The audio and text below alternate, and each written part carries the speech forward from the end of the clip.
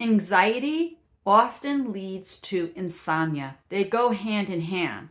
Every once in a while, you'll get that lucky person who's pretty anxious, but they're still able to sleep. But for the most of us, we're having problems with sleep. I'm Carla Betzdorf, and I'm an anxiety coach. For years, I suffered from chronic insomnia. I really thought insomnia was going to be the death of me. And I had to figure out, how am I going to get back to sleep? I used to be able to sleep so well. I would be sleeping anywhere from 7, 8, 9 hours a day. I slept so soundly. Like fireworks could go off and I wouldn't even hear them. I slept that soundly. Then, when I started having really, really bad panic attacks, and when I wasn't panicked, of course, I had high anxiety, I started really not sleeping very well. I started going from that wonderful 7 to 9 hours to about 4 hours.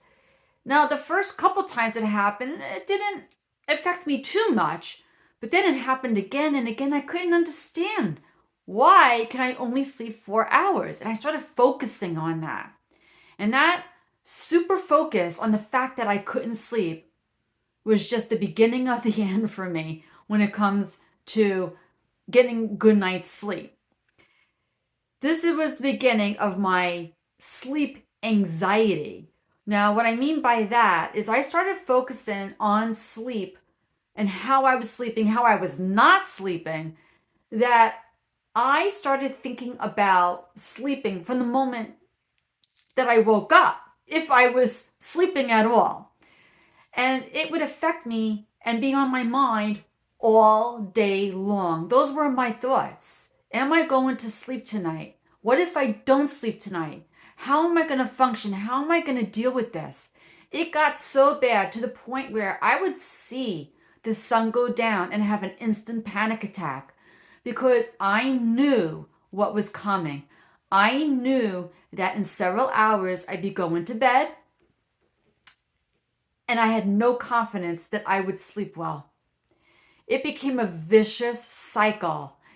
Anxiety, insomnia, more anxiety, more insomnia, just a whole lot of my being in this hyper arousal, and I'm trying to get sleep.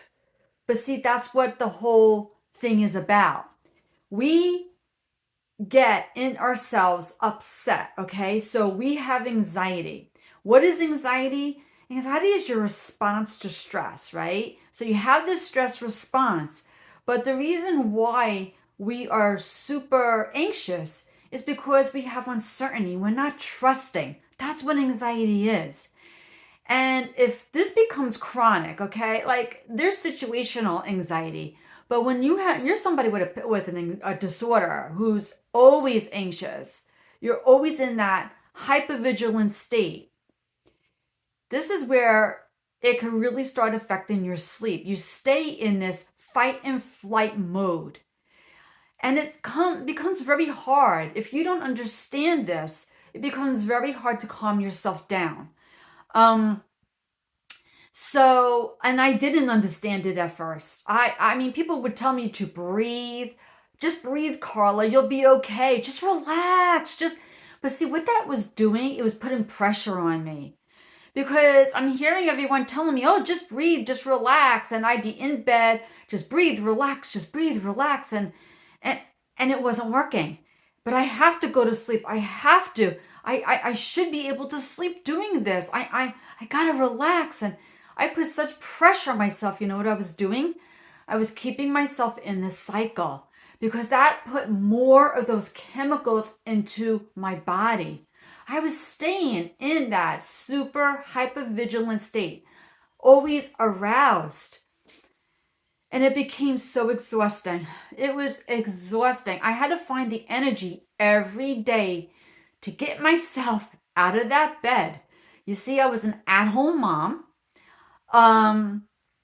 And although my husband was very supportive and did what he could, he had a job. And my job was to be with my children and to raise them and be there for them. And it was so hard to do with very little energy and focus, always on this high alert. And anxiety just took my life, like I was barely functioning. So what was the answer? How did I overcame it? Like all of a sudden it clicked in my head what I needed to do, after years of research. And, I practiced many things, but then one night it occurred to me, with 5 words that my husband said to me: only if you want to.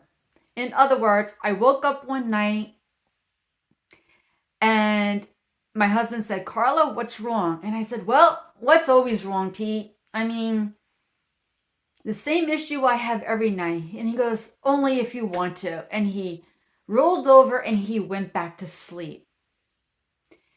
But for some reason, those words just hit me like a ton of bricks.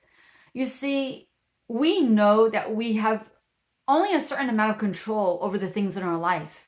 But in that moment, it just hit me, I was always able to sleep. And I can go back to sleep if I really want to. What's keeping me awake is me. It's me versus me. It's always you versus you, right? So I really got good at understanding how the brain works. This was not, my insomnia came on, and most of our insomnia due to anxiety is mostly because of this hypervigilant state, this arousal state that we get ourselves into. We're stuck in this fight and flight mode, okay? We need to get ourselves out of that. When you can understand the anxiety cycle, why you're in it, and how to get yourself out of it, once you take care of the anxiety, you know how to diffuse the anxiety, you start calming down. Your thoughts, those symptoms that you get, everything calms down and you get to go to sleep. Yes, absolutely. It will work for you. Now, so the most important thing that I find is it's what you do before you go to sleep. What are you doing before you go to sleep?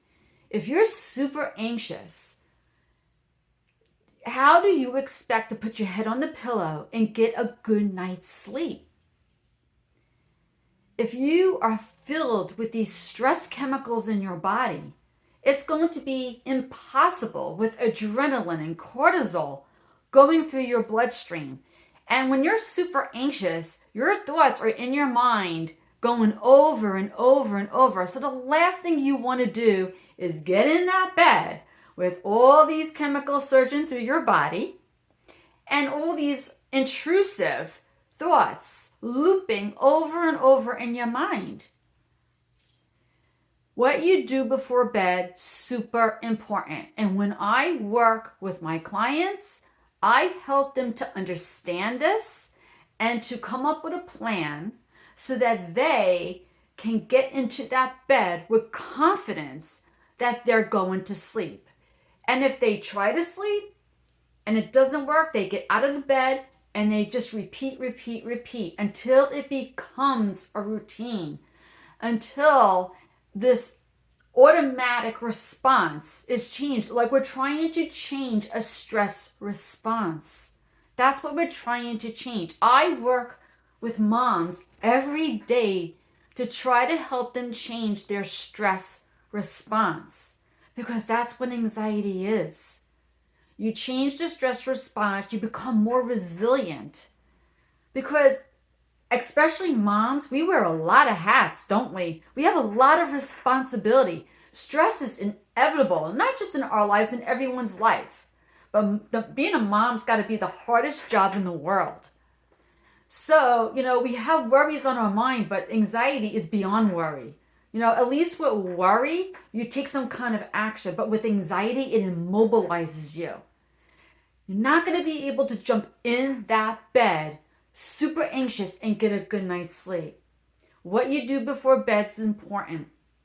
Start understanding your anxious mind and what to do to calm it all down, to tell that central nervous system that you're safe, because it's just trying to help you to survive.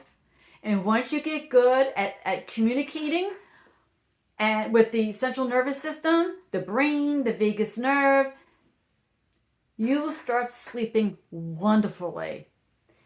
And if you need help implementing that, you know how to get me. Reach me anytime. I'll put my link in the comments. Be well, take care, and I hope you start sleeping well really, really soon. Because sleep is important, and anyone can sleep well if they really want to. Take care. Bye.